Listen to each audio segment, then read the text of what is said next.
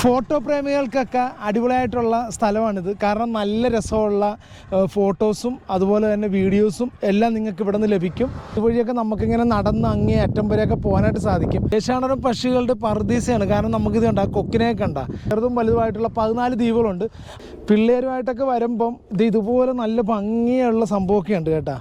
ഒരു പരുന്ത് കുറേ നേരമായി കേട്ടോ ഞങ്ങളിങ്ങനെ വട്ടയിട്ട് പറത്തിക്കൊണ്ടിരിക്കണത്. ഇവിടെ ഞങ്ങൾ ഇനി മിക്കവാറും ഇവിടെ നിന്ന് പോയേ പറ്റത്തുള്ളൂ എന്ന് തോന്നുന്നു. ഇത് കണ്ടതേ അവൻ മേളിൽ നിന്നാണ് പറഞ്ഞിപ്പോൾ നമ്മുടെ അടുത്ത് വരെ എത്തി കേട്ടോ. ഹായ് നമസ്കാരം. നമ്മളിപ്പോൾ ഉള്ളത് കടമക്കുടി എന്ന് പറയുന്ന ഒരു ദ്വീപിലെ കാഴ്ചകളാണ് ഇന്നത്തെ എപ്പിസോഡിൽ നമ്മൾ ഉൾപ്പെടുത്തുന്നത്.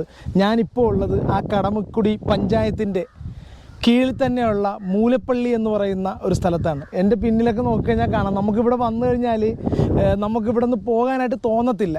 നല്ല ശാന്തസുന്ദരമായ ഒരു ഗ്രാമം. ആ ഗ്രാമത്തിലെ അന്തരീക്ഷവും അതുപോലെ തന്നെ ചെമ്മീൻ വാറ്റുകെട്ടും അതുപോലെ നല്ല നയനസുന്ദരമായ കുറേ കാഴ്ചകളൊക്കെ നമുക്കിവിടെ നിന്ന് കാണാം. അപ്പോൾ ആ കാഴ്ചകളൊക്കെയാണ് ഇന്നത്തെ എപ്പിസോഡ് ഉൾപ്പെടുത്തിയിട്ടുള്ളത്. നല്ല വരണ്ട സമയമാണിപ്പം. ചൂടൊക്കെ കൂടി ആൾക്കാർക്കൊക്കെ ബുദ്ധിമുട്ടി നിൽക്കുന്ന ആ ഒരു സമയത്ത് നമുക്ക് ഒരു മനസ്സിനും ശരീരത്തിനും കണ്ണിനും ഒക്കെ ഒരു കുളിർമയും തണുപ്പും ഒരു അനുഭൂതിയൊക്കെ കിട്ടാൻ പറ്റുന്ന ഒരു ഗ്രാമത്തിലേക്ക് തന്നെയാണ് നമ്മൾ വന്നിട്ടുള്ളത്. ആ കാഴ്ചകളാണ് ഇന്നത്തെ എപ്പിസോഡ് ഉൾപ്പെടുത്തുന്നത്. ഞാൻ മൻസൂർ മുഹമ്മദ്, തൃപ്രം ട്രാവലറിൻ്റെ പുതിയൊരു എപ്പിസോഡിലേക്ക് ഏവർക്കും സ്വാഗതം. അതുപോലെ തന്നെ ഈ മൂലപ്പള്ളി എന്ന് പറയുന്ന സ്ഥലത്തുണ്ടല്ലോ, ഇത് മുമ്പ് തീർത്തും കടത്തിൽ പോയിക്കൊണ്ടത്. ശരിക്കും ഈ കടമക്കുടി എന്നൊക്കെ പറയുന്നത് ശരിക്കും ദ്വീപാണ്. കടമക്കുടി എന്ന് പറയുന്നത് വലിയൊരു ദ്വീപാണ്. 14 ദ്വീപുകൾ ചേരുന്ന ഒരു മൊത്തത്തിൽ പറയുന്നൊരു പേരാണ് കടമക്കുടി എന്ന് പറയുന്നത്. ചെറുതും വലുതുമായിട്ടുള്ള 14 ദ്വീപുകളുണ്ട്. അതിൻ്റെ തന്നെ ഒരു ഭാഗമാണ് ഈ മൂലപ്പള്ളി എന്ന് പറയുന്നത്. ഇവിടെ ഇപ്പം നിലവിൽ ഇത് പാലം പണിതിട്ടിരിക്കുകയാണ്. മുമ്പ് തീർത്തുനിന്ന് ചങ്ങാടം ഉണ്ടായിരുന്നു. ചങ്ങാടത്തിലൂടെ മാത്രമേ ഈ സ്ഥലത്ത് പോകാൻ പറ്റുള്ളായിരുന്നു.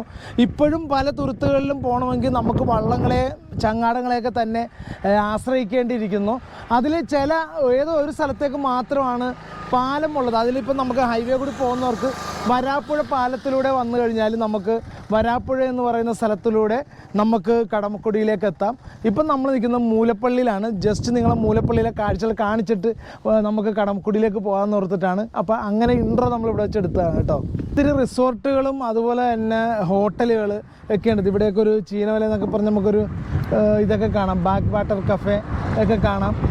ഒത്തിരി മീൻപിടുത്തക്കാരെയൊക്കെ നമുക്ക് ഈ ഭാഗത്ത് കാണാനായിട്ട് സാധിക്കും. ഇവിടെ നല്ല ഈ കടമക്കുടി എവിടെ നോക്കിയാലും. പിന്നെ ഇത് മാത്രമല്ല, ഈ കടമക്കുടിയുടെ വേറൊരു പ്രത്യേകത നമ്മൾ കേട്ടിരിക്കുന്നത് 75 അതിലധികമോ ആയിട്ടുള്ള ഈ വിദേശ ഇനം പക്ഷികളുടെ ഒരു പർദീസയാണ് ഈ കടമക്കുടി എന്ന് പറയുന്നത്. നമുക്ക് ഒത്തിരി തുരുത്തുകൾ ഉള്ള സ്ഥലം ആണ് നമ്മുടെ കേരളം എന്ന് പറയുന്നതെങ്കിൽ പോലും അതിൽ കാക്കത്തുരുത്തൊക്കെ പോലെ തന്നെ നമുക്ക് അതിനേക്കാളും എനിക്ക് തോന്നുന്നു ഈ വിദേശ പക്ഷികളുടെ ഒരു പർദീസ തന്നെയാണ് ഈ കടമക്കുടി എന്ന് പറയുന്നത്. നമുക്കിവിടെ വന്നാൽ നിരവധി പക്ഷികളെയൊക്കെ കാണാനായിട്ട് സാധിക്കും. ഒരു പരുന്ത് കുറേ നേരമായി കേട്ടോ ഞങ്ങളിങ്ങനെ വട്ടയിട്ട് പറത്തിക്കൊണ്ടിരിക്കണത്. ഇവിടെ ഞങ്ങൾ ഇനി മിക്കവാറും ഇവിടെ നിന്ന് പോയേ പറ്റത്തുള്ളൂ എന്ന് തോന്നുന്നു. ഇത് കണ്ടതേ അവൻ മേളിൽ നിന്നാണ് പറഞ്ഞപ്പോൾ നമ്മുടെ അടുത്ത് വരെ എത്തി കേട്ടോ.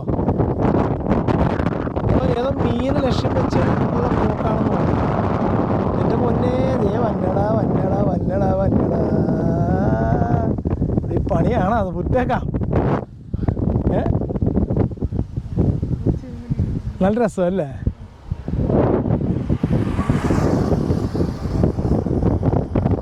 ദേശാടനം പക്ഷികളുടെ പർദീസയാണ്. കാരണം നമുക്കിത് കണ്ട കൊക്കിനെയൊക്കെ കണ്ട പലതരത്തിലുള്ള പല നിറത്തിലുള്ള കൊക്കുകളെയൊക്കെ നമുക്ക് കാണാം.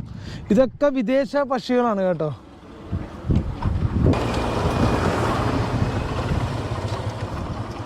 ഒത്തിരി ചീന വലകളുടെ കേന്ദ്രമാണ്. ഇപ്പം മീൻ പിടിക്കുന്ന ഏരിയയാണ്.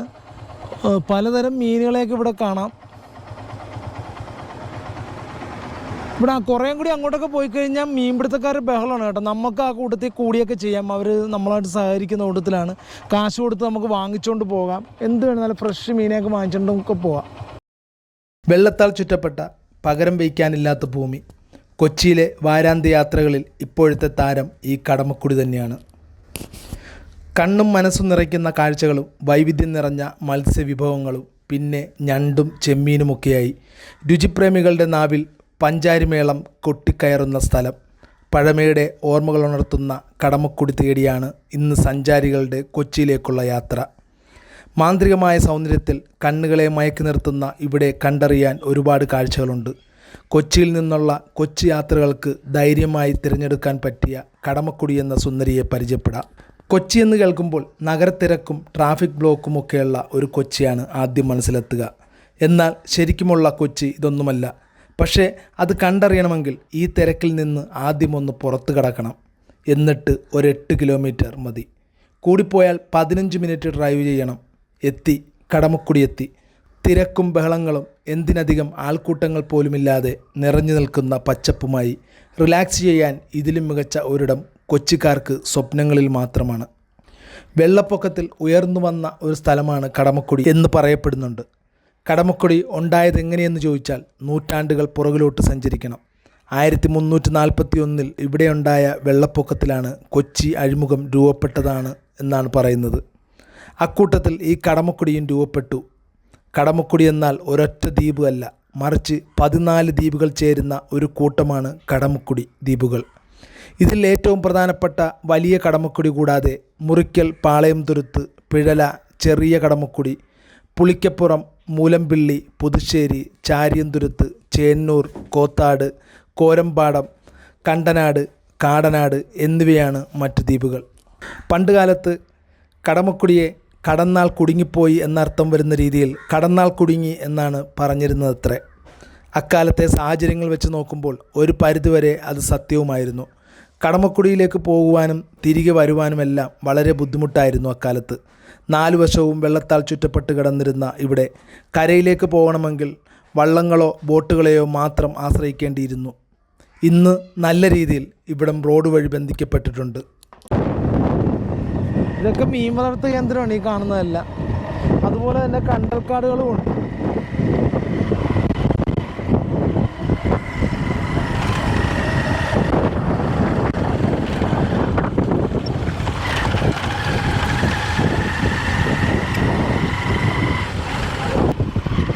ഇവിടുത്തെ പ്രധാനപ്പെട്ട സംഭവം എന്ന് പറയുന്നത് മീനുകൾ, അതുപോലെ തന്നെ കടമക്കുടി ഐലൻഡ് മീനുകൾ, അതുപോലെ തന്നെ താറാവ്, പിന്നെ കള്ള് കുടിക്കുന്നവർക്ക് നല്ല നാടൻ കള്ള്.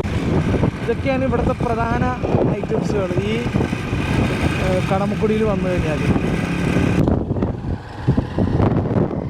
ഇവിടെ ശരിക്കും ഈ സ്ഥലത്ത് വരണമെങ്കിൽ നിങ്ങൾ വൈകുന്നേരങ്ങളിൽ തന്നെ വേണം വരാനായിട്ട്, അല്ലെങ്കിൽ വെളുപ്പിനെ വരണം.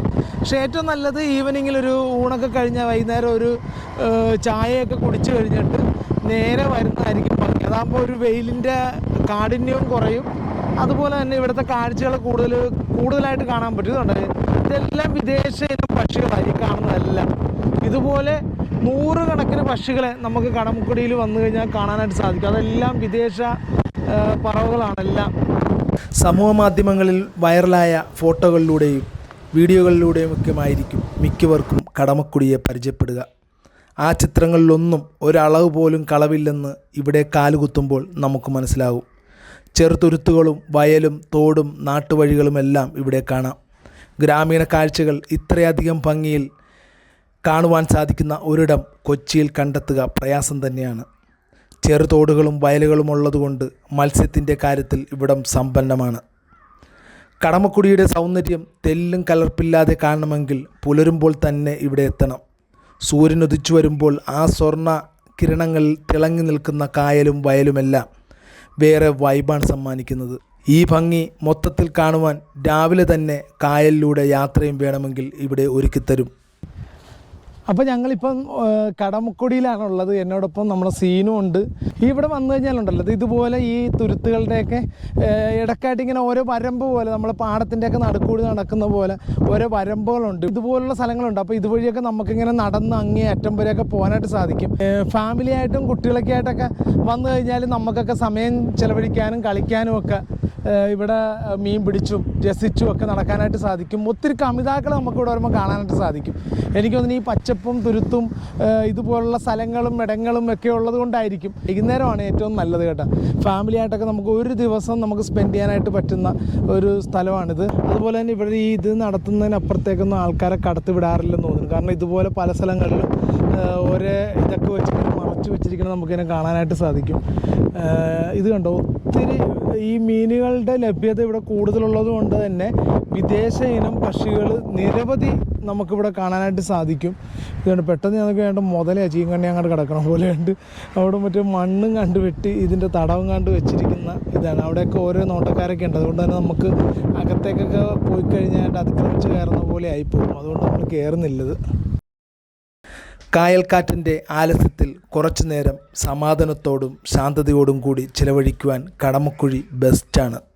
പക്ഷി നിരീക്ഷണത്തിൽ താല്പര്യമുള്ളവർക്കും ഫോട്ടോഗ്രാഫേഴ്സിനും ഇവിടം വൻ സാധ്യതകളാണ് നൽകുന്നത്. കടമക്കുടി ഇതുണ്ട, ഇത് തന്നെ 33 ഏക്കറാണ്. ഇതുണ്ട പൊക്കാളിപ്പാടം ചെമ്മീൻ കെട്ട് 33 ഏക്കറുണ്ട്. ഈ ഒരു അത് ചിലപ്പോൾ ഒരാളുടെ തന്നെ ആയിരിക്കും ഇതാണ്. ഇത് തന്നെ പൊക്കാളി കർഷകൻ്റെ സൂപ്പർ പവർ.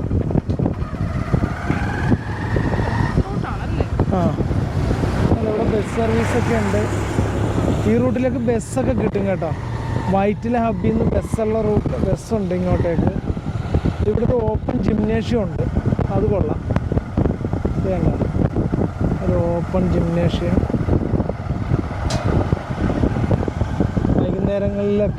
വൈകുന്നേരങ്ങളിലും രാവിലെയൊക്കെ ഇവിടെ വന്ന് ഈ ഏരിയയിലുണ്ട് കേട്ടോ. പ്രകൃതി ഭംഗിയൊക്കെ ആസ്വദിച്ച് വ്യായാമമൊക്കെ ചെയ്തു പോവാം. ഈ ഉച്ച സമയത്തുകൊണ്ടായിരിക്കും കടകളൊക്കെ അടച്ചിട്ടിരിക്കുന്നത്.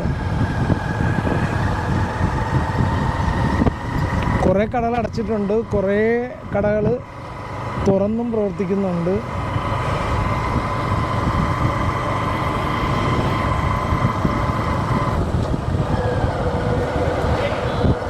കണ്ട ഇതുപോലെ ഇരിപ്പിടങ്ങളുണ്ട് കേട്ടോ. ഇവിടെയൊക്കെ ഇങ്ങനെ ഇരിക്കാവുന്ന സൗകര്യങ്ങളുണ്ട്.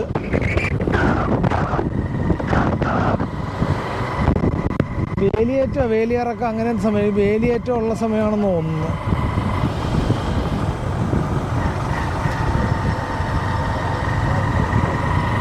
രുചിയുടെ കാര്യത്തിൽ കടമക്കുടി വേറെ ലെവലാണ്. കായൽ മത്സ്യങ്ങളും ഞണ്ടുമെല്ലാം പൊരിച്ചും കറിവച്ചും എല്ലാം ഇവിടെ ലഭിക്കും. കടമക്കുടി ഷാപ്പ് ഉൾപ്പെടെ തനിനാടൻ കടമക്കുടി രുചി വിളമ്പുന്ന ഇടങ്ങൾ ഇവിടെയുണ്ട്. കടമക്കുടിയിലെത്തുന്നവർ ചോദിച്ചു മേടിക്കുന്നത് ഇവിടുത്തെ തലക്കറി തന്നെയാണ്. എരിവും പുളിയുമെല്ലാം ആവശ്യത്തിന് ചേർന്നൊരുക്കിയിരിക്കുന്ന മീൻ തലക്കറിക്ക് ഇഷ്ടം പോലെ ആരാധകരുണ്ട്.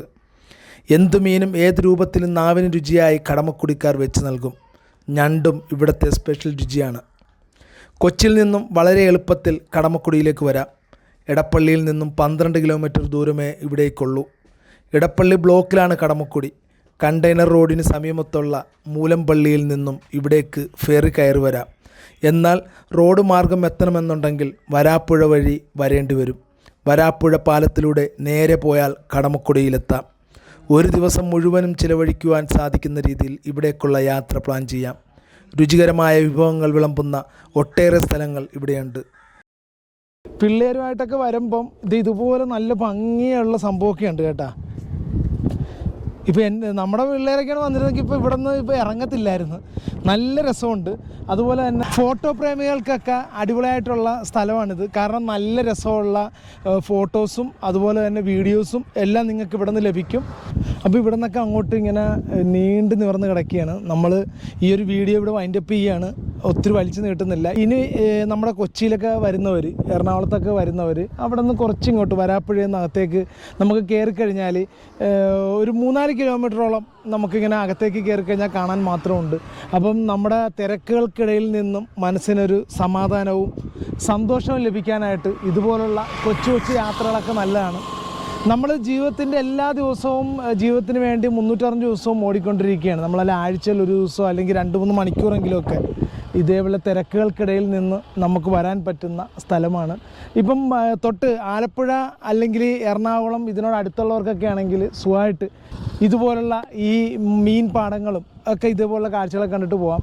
അപ്പോൾ എന്തായാലും ഈ ഒരു വീഡിയോ നിങ്ങൾക്ക് ഇഷ്ടമായെന്ന് വിചാരിക്കുന്നു. അടുത്തൊരു വീഡിയോയുമായി കാണുന്നവരെ സൈനിങ് ഔട്ട്, മൻസൂർ മുഹമ്മദ്.